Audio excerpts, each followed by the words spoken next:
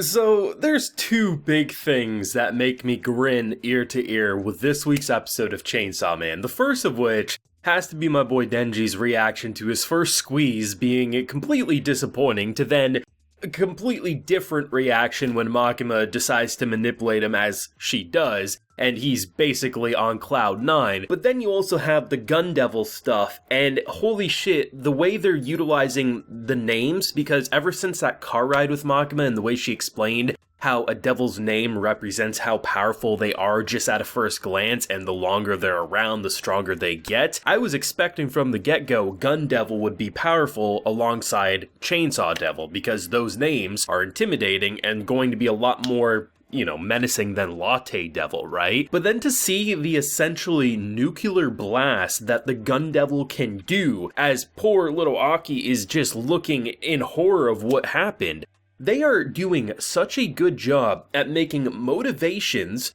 feel genuine, feel intriguing to follow. Yes, they may be horny as hell, but they are motivations that feel genuine for the characters in question. But then the kind of lore side and the world building side of the devils and their names crafts this into such a compelling ass masterpiece that really steals the season without much struggle. Now, apparently, the prank that these two dumbasses pulled on Aki this morning wasn't revealed in the anime, but I guess, according to Twitter, the prank was something along the lines of putting shit on his nose. And it's no wonder he feels like a disappointed dad, let's be honest. But the fact that he hasn't murdered these two yet really goes to show how much of a best boy he is. But this was one hell of an episode. It was a slower episode, and Chainsaw Man hasn't been shy about having a couple of these over just 5 episodes. But the thing that has stolen, I think, the hearts of the fandom of Chainsaw Man isn't that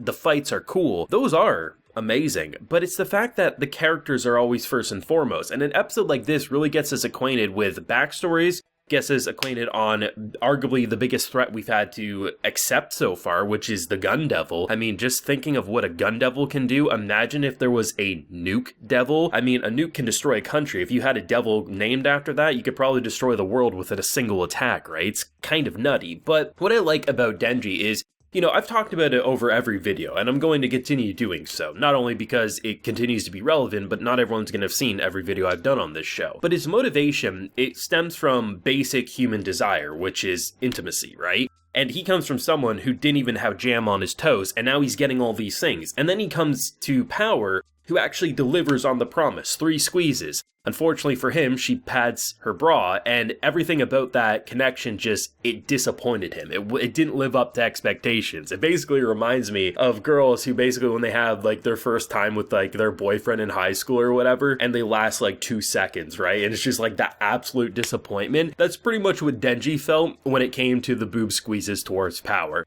Now, Power fans are probably going to be, they're foaming at the mouth, how dare he, not accept the girl who doesn't flush her shit. But the thing with it is it didn't live up to it, and he was absolutely crushed. His biggest desire of all time didn't live up. What point does he have to go on? And then in comes Makima with naturally big knockers who manipulates without much struggle. I still don't know what her endgame is. The only thing I know is she's manipulative. She basically seduced him even before the chest grab. The way she was biting or almost suckling on his thumb, she just knew how to manipulate a horny teenager. And the way she then, after basically straddling him to ride him to no tomorrow, she then says, I have a favor to ask. And she more or less offers her body up as a reward for going up against something that, as we see in the flashback, that could easily one-shot him. Now, this is clearly a girl who thinks he can win, but doesn't know for sure. She specified in this episode, I think you can win. Not I know you can win, I think. And we see the devastation the Gun Devil can do, meaning that she is okay disposing of Denji if he's not good enough to take care of the Gun Devil. Yes, it's a big threat, but you can see where her motivations are, which it seems to me the way she goes about manipulating everyone under her thumb is so that she can continue to have power to utilize in different ways to hunt these devils. There might be more to it. that seems like where she stands. And the fact that she says, like, you know, he brings it up, even dirty stuff. Like, I could do dirty stuff as my reward. So, in theory, he could have full-blown sex with Makima if he wanted to. Will he go there? Probably just a kiss, let's be honest. The boys, he definitely doesn't get as much as he should be getting for rewards. Like, the whole 3 squeezes last week, the amount of shit he went through for power, he should have been getting at least 3 minutes minimum, but given the disappointment, I think he would have stopped at 3 no matter what. But I like the concept that, you know, the way these women can get to him and just fluster him, it feels so genuine. But for a boy who literally was, you know, selling his body to basically the mafia, it's no wonder that his natural thirst, his natural lust for rewards is sexual, because that's a natural human emotion. And he has everything else he thought he wanted. Roof over his head, good meals in his stomach, and he has genuine people who are a lot better because they don't cut off his arms right now to sell it to pay off a father's debt. So I like the fact that in terms of motivations,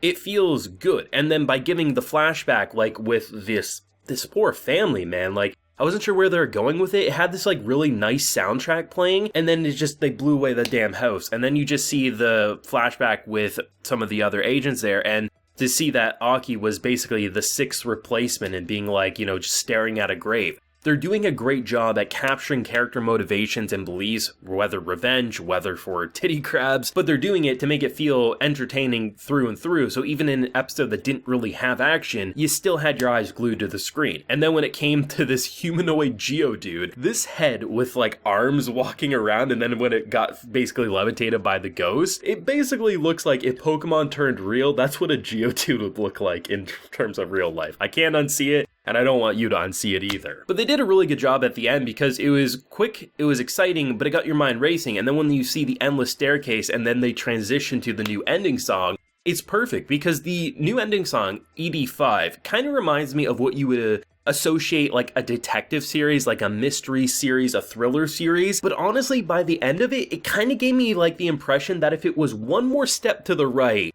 it could have been a horror ending song. And maybe that's where episode 6 will go, I don't know. But seriously, there is no anime beating Chainsaw Man, I think this year, period, with its abundance of unique ending songs that not only both visually but song-wise feel like its own unique anime, and it fits so well, and they're all a banger. I might even go as far to say ED5 might even be tied with that Rockin' ED song from a couple weeks back. I don't know, I just love them all that much, but this has been an incredible ride. I like the motivations, I like the way Denji's being manipulated, but the reason he's being manipulated comes from a sense, like this kind of place of being naive, but at the same time, you know, the boy was ready to die for a while here because he didn't really have a good life. At this point, willingly being seduced in this way, you can't really feel upset with him, even knowing that Makima clearly has ulterior motives, because look at where he started out in episode 1, it's no wonder. If anything, the only person I feel bad for right now is Aki, because the dude literally has to live with all the brain cells in that apartment